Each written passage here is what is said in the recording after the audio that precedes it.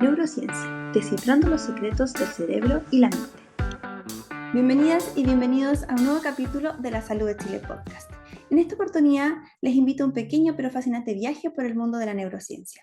Exploraremos mitos comunes sobre el cerebro, desentrañaremos secretos sobre plasticidad neuronal y actividad física, nos sumergiremos también en la complejidad de las emociones y la memoria y por último reflexionaremos sobre la confluencia entre la inteligencia artificial y la neurociencia.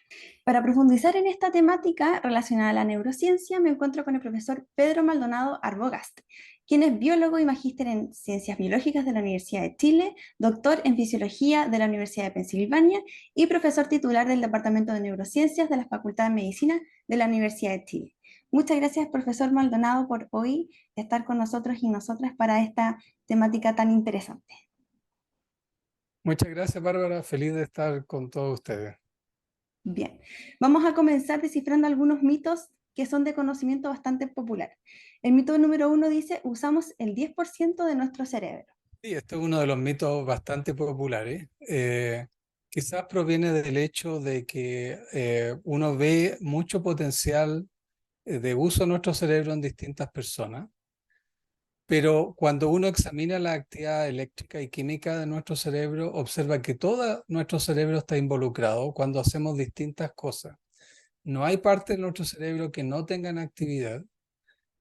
Al contrario, sabemos que las neuronas que no usamos tienden a perder conexiones, así que es muy difícil e imposible que tengamos una gran parte de nuestro cerebro sin ocupar.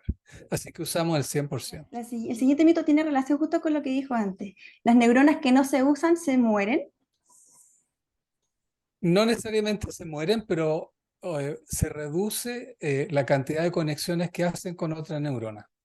Nuestra red de neuronas se caracteriza en parte porque cada una de estas se conecta con miles de otras neuronas y se sabe que estas conexiones se refuerzan o debilitan según qué tan activas están. Y por lo tanto, neuronas que no tienen una actividad pequeña o disminuida van a probablemente a perder las conexiones. Quizás si esto ocurre por mucho tiempo, se van a perder. De hecho, perdemos cientos de neuronas al día, pero lo importante es mantener y reforzar las conexiones de las neuronas que nos quedan. Bien. El siguiente mito tiene relación con el alcohol. ¿Mata neuronas? Bueno, el efecto principal del alcohol en el cerebro es aumentar la inhibición que hay entre neuronas, porque favorece la activación de unos receptores de las neuronas que tienden a disminuir su actividad. Y en la medida que uno aumenta el consumo en términos de volumen en un poco tiempo, esta inhibición aumenta cada vez más. Al principio, claro, nos desinhibe, ¿cierto? Nos relaja, etcétera. Pero si uno toma más y más alcohol en poco tiempo, esta inhibición empieza a ser cada vez más potente e incluso puede arriesgar funciones básicas. En ese tiempo, el riesgo de nuestro cuerpo es mayor que el riesgo de perder neuronas producto del alcohol. Sin embargo, algunos estudios recientes también han mostrado que el consumo de alcohol regular tiende a hacer que el cerebro disminuya de tamaño, pero ese efecto no tenemos muy claro, digamos, si es significativo o no. Perfecto. El siguiente mito tiene relación con el déjà vu. ¿Qué pasa con nuestro cerebro? Toda cosa que experimentamos nosotros es producto de la activación de nuestro cerebro y el déjà vu es experimentado por muchas personas que donde tenemos la sensación de que frente a una situación en la cual estamos seguras que es nueva, la hemos vivido antes. Y eso se considera una especie de falla de memoria, porque nuestra memoria no es perfecta y tiende a mezclar eventos y cosas. Y en ese sentido, esta experiencia que tenemos de déjà vu es simplemente parte de los errores que cometemos con nuestra memoria. Perfecto. Y el último mito tiene relación con el efecto Mozart, este mito que se hizo tan popular hace unos 15 años atrás, que al escuchar música clásica nos iba a hacer más inteligentes y se los vendían a las madres, padres, mientras estaban también gestando y después cuando nacía el bebé. Sí, así es. Esto surgió de un estudio en neurociencia donde una investigadora estaba probando tareas cognitivas en un grupo de personas y comparó a dos grupos mientras uno escuchaba música que justo resultó ser de Mozart versus los que no escuchaban música. y encontró que había una pequeña mejora en el rendimiento en esa tarea de las personas que estaban escuchando música, ¿sí? Ahora, ¿por qué? No es claro. Puede ser reducir el estrés, etcétera. No tenemos eso muy claro. Pero los, la imaginación colectiva que surgió de ese experimento hizo levantar este mito, ¿cierto? De que escuchar música de Mozart a uno lo hacía más inteligente. Y en ninguna parte del estudio esto tenía que ver con guaguas o personas en desarrollo. Esto fue un estudio hecho en adultos. Pero de a poco esto se fue inflando, ¿cierto? Como el juego del teléfono y finalmente se creó este mito, hasta que la propia investigadora tuvo que decir que efectivamente no podía interpretarse de esa manera. Sin embargo, el mito ya había sido esparcido y ahí quedó. Ahora nos vamos a ir a profundizar un poquito más con otro tema que también es de conocimiento general, que cuando hay que implementar cambios en las organizaciones, la resistencia es todo un tema. ¿Qué pasa en nuestros cerebros con la edad, en la capacidad de las personas para adaptarse al cambio? ¿Existe entonces una mayor resistencia a medida que vamos envejeciendo? Pareciera que fuera así, y por dos razones. La primera es que estos cambios que ocurren en nuestro cerebro, que llamamos plasticidad, que son necesarios para aprender, es algo que va debilitándose con el tiempo. Entonces, en nuestra edad temprana de desarrollo, nuestro cerebro, increíblemente plástico, puede cambiar mucho y aprender mucho. Pero a medida que vamos progresando en nuestra vida, esta plasticidad se reduce y por lo tanto nuestra habilidad de aprender disminuye. Y entonces en general uno podría decir que el cerebro le cuesta más cambiar mientras más edad tiene. Pero también la segunda razón es que cuando nosotros nos estamos desarrollando, el cerebro tiene una tarea muy particular, que es construir un modelo del mundo. Nuestro cerebro tiene que entender cómo funciona el mundo, cómo funcionan las cosas físicas, cómo funcionan las personas, etcétera, y poder ajustarse para que uno efectivamente se desenvuelva en forma exitosa. Y este modelo mental del mundo, ¿cierto?, se va robusteciendo con nuestra experiencia. Y cambiar este modelo del mundo no es tan fácil. Significa adaptarse a situaciones nuevas, a cosas que siempre fueron así y luego ya no son así. Pero nuestro modelo mental, en la medida que es robusto, nos cuesta cambiarlo.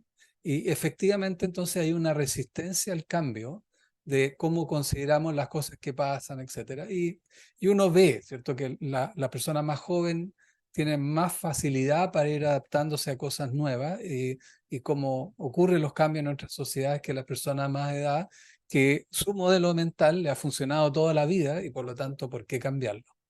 El cerebro tiene mecanismos para resistir estos cambios. De hecho, tiende a ignorar aquellas cosas que debieran favorecer el cambio. Y de alguna manera es un sistema protector para que yo no ande cambiando modelo a cada rato, sino que trate de fortalecer aquel que me funciona. Perfecto. Quizás entonces una buena estrategia para implementar cambios en organizaciones es comenzar con la población más joven. Así es, pero también es conveniente que las personas más de edad dejemos un espacio, ¿cierto?, para considerar que la manera en cómo yo veo el mundo quizás puede mejorarse si introduzco cambios en mi modelo mental, ¿sí? Entonces, y se piensa que las personas que tienen mejor calidad de vida eventualmente tiene que ver con ser adaptables a nuevos conceptos y nuevas formas, porque el mundo cambia, ¿cierto? Eventualmente eso no lo podemos evitar. Quizás hace 100 años el mundo no cambiaba muy poco en 10 años. Hoy en día el mundo cambia a una velocidad enorme. Así es. Bien, siguiendo con el tema de la plasticidad neuronal, que es este mecanismo que tiene el cerebro de adaptarse, de aprender cosas nuevas. Respecto al aprendizaje, ¿es verdad que las personas mientras más adultas se les hace más complejo aprender entonces cosas nuevas? ¿Qué pasa entonces, por ejemplo, con el idioma? Cuando los adultos ya en una edad quizás más avanzada empiezan a aprender otros idiomas como el inglés. Sí, efectivamente, como mencionábamos hace poco, este fenómeno de plasticidad se reduce con la edad, lo que hace que nos cueste más aprender. Lo importante es que podemos aprender toda la vida y por lo tanto la posibilidad de aprender algo nuevo simplemente requiere con la edad un poco más de esfuerzo. Entonces, Ciertamente todos podemos aprender un idioma a cualquier edad, pero mientras mayor edad, más nos va a costar. Por supuesto, una de las cosas que va a ser muy difícil aprender es un acento perfecto, cosa que se logra con una plasticidad muy grande, y eso cuando somos jóvenes.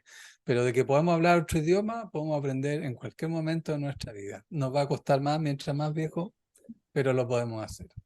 Las Perfecto. estrategias educacionales para enseñar a mayor edad, por supuesto, entonces, tienen que ser un poco distintas de la manera como enseñamos a jóvenes. Perfecto. Ahora exploremos cómo la memoria y el aprendizaje se ven afectados cuando se combinan con la actividad física, que me parece que es algo súper interesante de saber. Se conoce que la memoria, la adquisición de nueva información y la velocidad de procesamiento están conectadas con la actividad física. ¿Qué ocurre entonces en el cerebro cuando alguien realiza un ejercicio aeróbico en comparación con ejercicios de resistencia como el levantamiento de pesas? Bueno, esto es importante porque normalmente en neurociencia mucha gente ve el cerebro como algo aislado del cuerpo. Sin embargo, el cerebro depende e interactúa con nuestro cuerpo porque nuestro cerebro en alguna manera busca que nosotros enteros, como un organismo, nos movamos adecuadamente en el mundo. Y en toda nuestra vida como humanos no hemos movido en el mundo. Es muy reciente esto que estemos sentados por horas y horas, ¿cierto? Durante el ejercicio pasan muchas cosas que son beneficiosas para todo el cuerpo y para nuestro cerebro.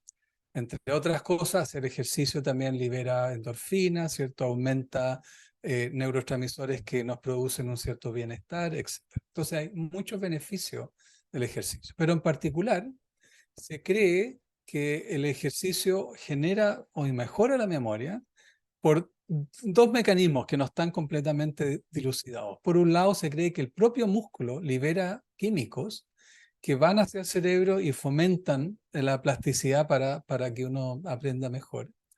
Y por otro lado, se cree que el ejercicio mismo por sí solo aumenta la actividad de nuestro cerebro y eso, como aumenta la actividad, favorece también la plasticidad. Así que en general está relativamente establecido que el ejercicio tiende a ayudar no solamente otros aspectos fisiológicos, sino que también la memoria. Y de hecho es una recomendación importante para personas de tercera edad eh, que hagan ejercicio no solo por su bienestar físico, sino que también por su bienestar mental. Perfecto. Ahora, la diferencia entre levantar pesa y caminar no es necesariamente tan grande. Lo importante es hacer ejercicio. No intenso, moderado es más que suficiente para generar estos beneficios.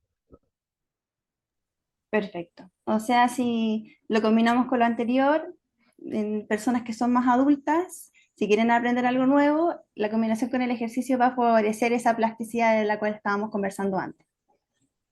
Así es, y creo que basta caminar una hora al día para obtener este tipo de beneficios. Perfecto. ¿Cuáles serían entonces las ventajas a nivel cerebral de la actividad física, pero ahora pensando en niños y niñas, pensando como al futuro para ellos?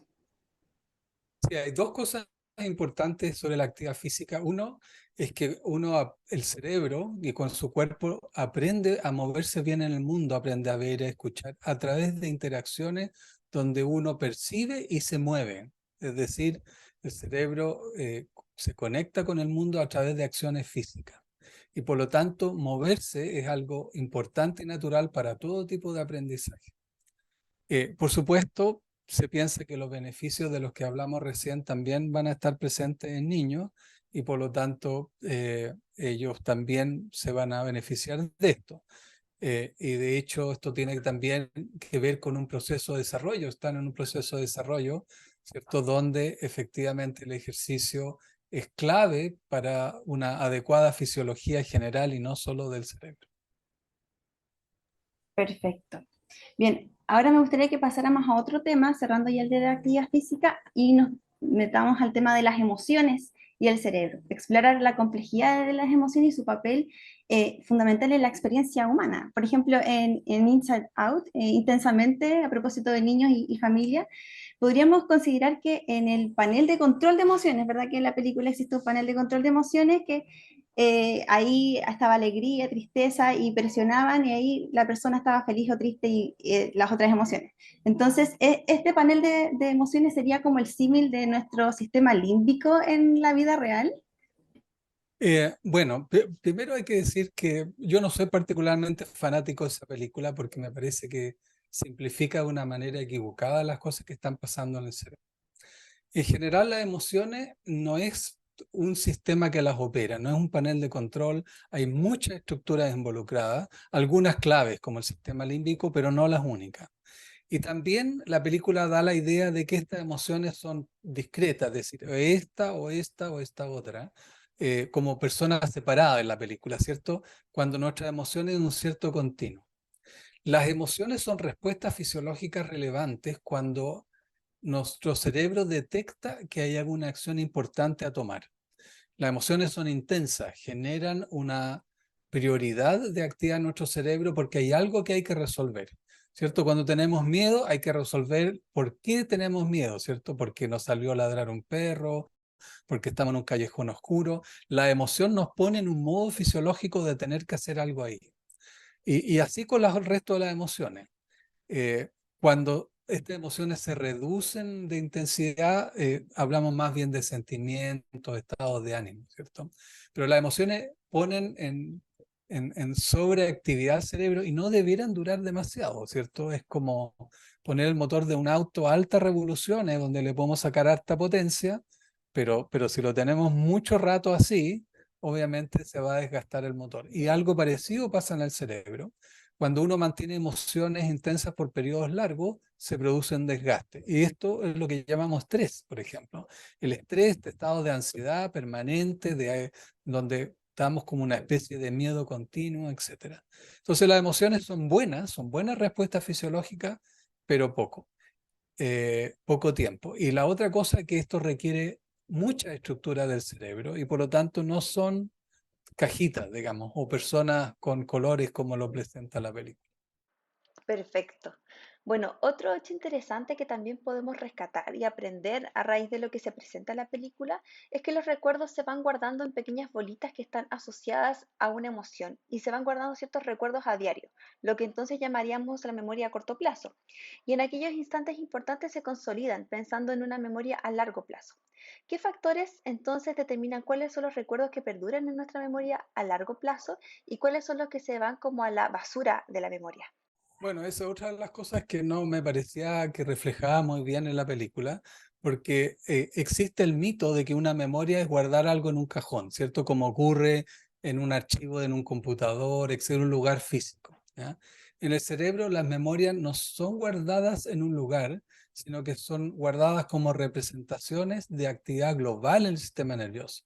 Entonces, cuando uno tiene una memoria de su último cumpleaños, se activa la corteza visual, la auditiva, ¿cierto? Las emociones, es decir, lo que se hace es se recupera un cierto estado de actividad global, no se guarda algo en un lugar.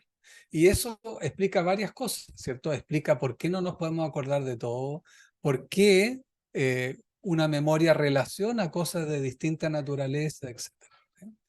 Eh, ¿Por qué aquellas cosas que son emocionalmente más importantes tienden a recordarse más? Porque la memoria, para que se consolide, requiere de reforzarse ese estado de actividad global y ese estado se refuerza con actividad, por la misma razón porque las neuronas que están muy activas aumentan sus conexiones.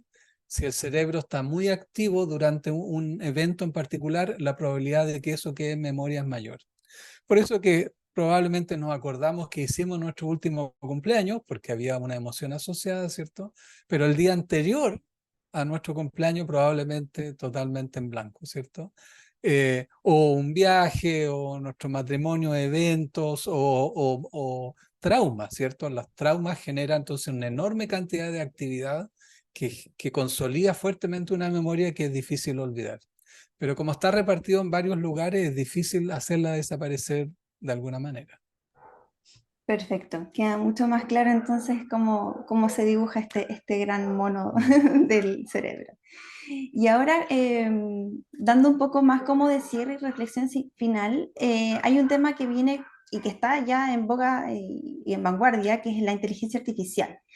¿En qué medida se acerca o dista la inteligencia artificial de emular un cerebro humano, teniendo en cuenta aspectos tan complejos como la conciencia, las emociones que recién estábamos conversando? Así yo pensando, como se ilustra en la película del hombre bicentenario, donde está este robot que finalmente emula todo, es como un humano más y finalmente termina teniendo hasta derechos de humano. Ese es como el símil de pensando en esa película. Claro, bueno, efectivamente, desde el punto de vista teórico, nuestro cerebro es un sistema físico que funciona con leyes físicas y regularidades. En principio, no habría ningún impedimento teórico para que nosotros podamos fabricar algo como eso. Pero el estado de arte hoy día está súper lejos de eso. Los algoritmos de inteligencia artificial de hoy en día hacen cosas que nos parecen enormemente complicadas, pero es básicamente un cálculo matemático detrás, con muchos datos y muy rápido. Y son increíbles, hacen cosas realmente interesantes, pero están todavía muy lejos de muchas de las habilidades cognitivas que los humanos tenemos. No tienen sentimiento, no tienen conciencia. ¿Por qué? Porque la conciencia que nosotros tenemos y las emociones surgen de circuitos neuronales que están implementados para ese tipo de cosas. Eso no existe. ¿Eh? Lo que hay hoy en inteligencia artificial son circuitos cuya función se diseñan para discriminar datos, no para emocionar, no para conciencia, no para crear, etc. Y por lo tanto, para que pudiese llegar a ese estado, nosotros tendríamos que saber con gran detalle cómo el cerebro lo hace y luego traspasarlo a inteligencia artificial, pero como todavía no sabemos cómo el cerebro lo hace, tampoco podemos generar esto. Eh, un computador actualmente que puede mirar todos los datos que hay en el Internet es bastante capaz de resolver muchas cosas. Un niño de 4 años ya puede estar expuesto a la misma cantidad de datos. Eh, la clave de la inteligencia artificial y el cerebro tiene que ver con responder la pregunta, ¿cómo aprendemos? ¿Cómo ocurre el aprendizaje? Un algoritmo de inteligencia, de inteligencia artificial hoy en día necesita miles de millones de datos para aprender, ¿cierto? Y mucho entrenamiento de horas y horas con unos computadores gigantes. Un cerebro humano puede aprender en 5 minutos algo con 3 ejemplos, ¿cierto? Ocupando muy pocos recursos. Todo nuestro cerebro ocupa menos energía que una ampolleta. ¿Sí? Entonces hay una distancia todavía muy enorme. Nos impresiona, y es impresionante, las capacidades, pero comparado con un humano, estamos todavía años luz. ¿Cuánto nos vamos a demorar en hacer estas cosas juntas? No lo sé, pero antes de 2 décadas yo creo que va a ir adquiriendo gradualmente cosas, pero cosas complejas como la conciencia o emociones no van a estar aquí por lo menos en un par de décadas, si es que entendemos nosotros cómo funcionan las emociones y la conciencia. Bien. Bueno, es un tema que es bastante controversial también porque tiene varios dilemas éticos y morales de por medio, así que todavía nos queda un tiempo para ir procesando aquello. Así es, pero los problemas éticos son actuales, eso sí es importante. Por ejemplo, Sí. los datos usados por los algoritmos tienen sesgos, ¿cierto? Son sexistas, son racistas, etcétera. Entonces, Mm. ese es el tipo de preocupaciones actuales éticas, ¿cierto? ¿Cómo hacer que hoy en día, con lo que pueden hacer, lo hagan éticamente? Y eso no está completamente resuelto. Entonces, la parte de compleja de conciencia, yo creo que ese debate ético lo podemos dejar por un par de décadas. Ahora hay cosas más preocupantes, digamos, Sí. que sí hay que discutir y legislar, efectivamente. Bueno, es importante que se vayan discutiendo y legislando desde ya el paso a paso para que después no sea tan grande lo que venga. Bien, Muy profesor, complejos. sí, muchas gracias por esta pasada de abanico sobre neurociencia. Tocamos distintos temas, pero siento que todos son bastante interesantes y educativos también para la población general. Bueno, yo le agradezco el podcast. Creo que efectivamente es bueno conversarlo con las personas porque con tanta información ahora es importante que discutamos y entendamos más o menos qué es lo que está pasando para poder formular nuestro propio juicio acerca de lo que está ocurriendo. Así que muchas gracias por la invitación. Y bueno, también hay un libro suyo que reúne un poco de todo lo que conversamos y más información para que nos comenten un poco el título y dónde se puede encontrar.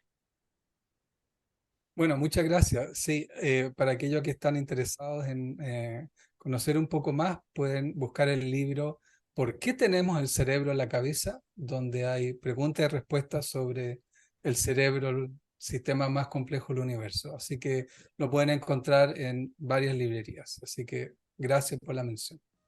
Bien, muchas gracias. Muy interesante todo lo que conversamos el día de hoy. Subdirección de Innovación, Facultad de Medicina, Universidad de Chile.